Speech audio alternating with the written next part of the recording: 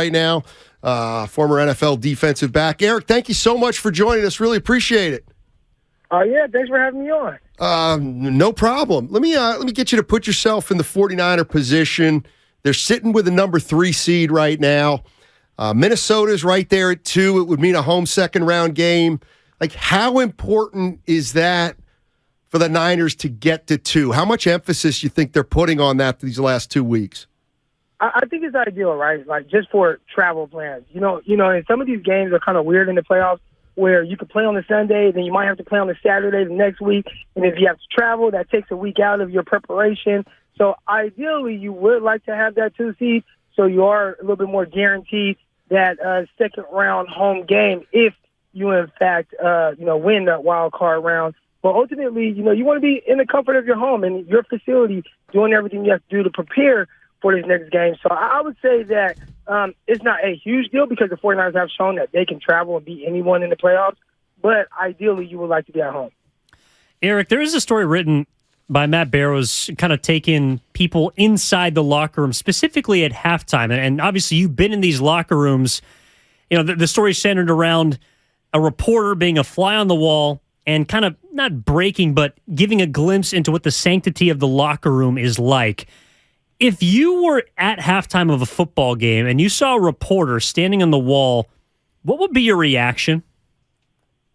The funny thing about, like, the media when it comes to professional sports is a lot of times you don't really pay attention to that. I think that's more of, like, the outside people that pay attention to either rumors or reports and things like that. When you're inside the building, it's typically totally different. And obviously, if you see something being read about you, then, of course, or written about you, you might come across that. Maybe a family member points it out to you. But ultimately, if I was in a locker room, I see Matt Barrows or Mayoko or Tim Kawakami or whoever else, to me, it doesn't matter. I'm focused on what my coach is saying and whatever we're trying to do to prepare for this second half to make any type of adjustments that we need to make. So typically, you're more focused on the task at hand and what you have to do than who's in the room with you. Eric Crocker joining us on 95.7 The Game. You can hear him on the Locked On 49ers podcast. Let me ask you this, Eric. So, since the 49ers got McCaffrey, they've been rolling. They're 11-4. They've won 8 in a row. And we completely see kind of their recipe for success. It's a heavy dose of McCaffrey, spread the ball around, running game. That's their recipe for success. If you were to look into your crystal ball and I said, well, what's going to get the 49ers beat, Eric? What's going to be the reason that they do lose a playoff game? How would you see that coming down? I think not being able to run the rock. If you look back and you talked about the 49ers on an 8-game winning streak, well, one of their losses a couple months ago was to the Atlanta Falcons. And if you look at what they did on the ground in that game, I mean, it was a very patriotic running game. You had a guy fumble. It was returned for a touchdown. It's like everybody averaged like 2 yards carry. I think your leading rusher maybe had 24 yards or 25 yards. That is not ideal for how the 49ers want to play football. I saw a video of, I think, Kurt Benkert, he was on the practice squad with the 49ers, and he talked about their offense and their preparation and how they don't do 2-minute drill. He said they spend the least amount of preparation on 2-minute drill than any team that he's ever been around. And I think partly because, more times than not, they're not really in that situation where they have to go fast. So when you watch the Falcons game and now the run game is not working, you find yourself behind, and now you have to go faster, well, they don't have an offense that's really built for that. And I think those type of things can get them in trouble. So if they can't run the ball and they fall behind, that's where things can get a little sticky for the 49ers. Eric, we heard this week, Dre Greenlaw was discussing, the big stat that's been going around about the 49ers, the 0-13 record of teams directly in their games after playing the 49ers. And I thought his response was interesting. He basically said, I don't like that stat because basically, we don't know what type of team those teams that we're beating really are. Do you see the 49ers' strength of schedule or lack thereof being something that is going to be brought up anytime there's a playoff matchup in the future? Or is it just kind of a coincidence where, hey, a lot of these teams in each of these specific spots have taken L's after the 49ers, and maybe Drake Greenlaw doesn't have is trying to figure out just who this team is how much do you care about what the schedule says about the Niners thus far? I think if you look at the teams over the 8-game winning streak, the 49ers definitely had the advantage in most of those games, or really all of them. The opponents weren't great. I think I would be a little bit more worried.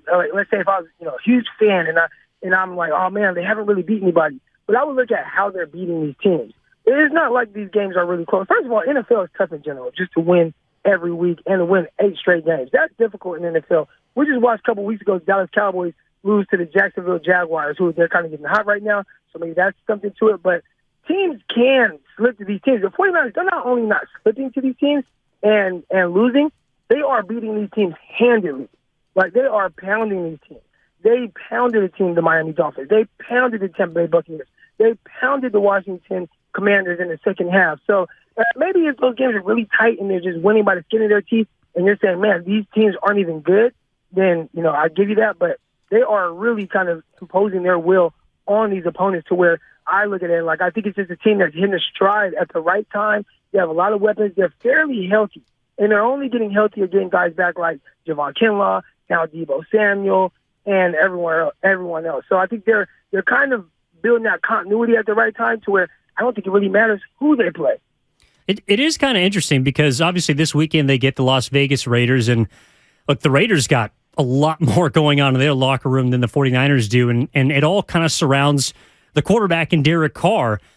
As a guy in Derek Carr who's been the starter since 2014, since he came into the league, hasn't missed more than 2 games in a regular season, and is now shown the door when technically the Raiders have not been mathematically eliminated from the playoffs.